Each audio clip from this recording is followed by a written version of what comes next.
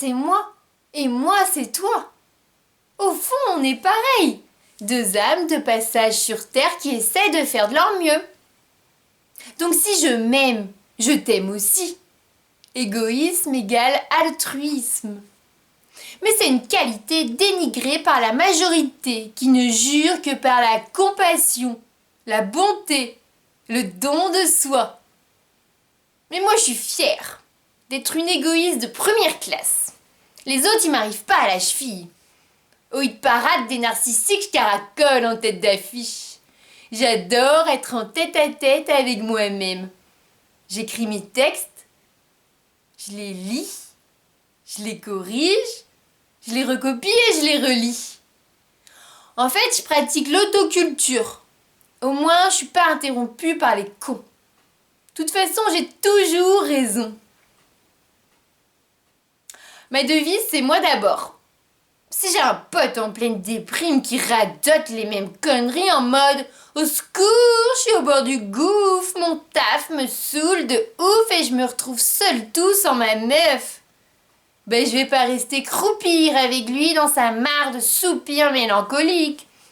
Les plaques de mazout, moi je les arrache et je trace ma route.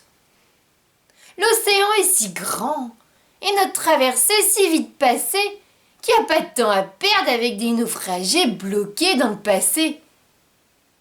Mais les gens sont masos.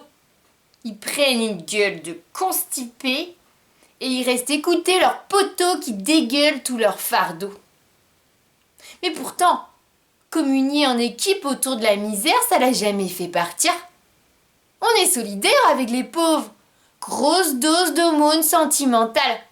Résultat, on installe des charclos dans le paysage. Le remède propage la maladie.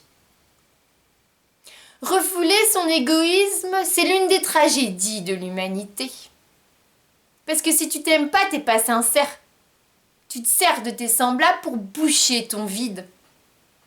Soit tu t'oublies dans une générosité excessive qui frise le suicide, soit t'es boulimique de soirée et tu vis ventousé au cul de tes amis.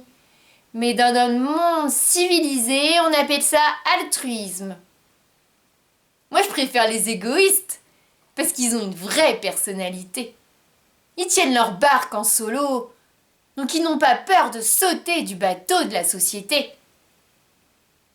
L'égoïste a un cœur d'indocile, libre inscrit dans sa chair.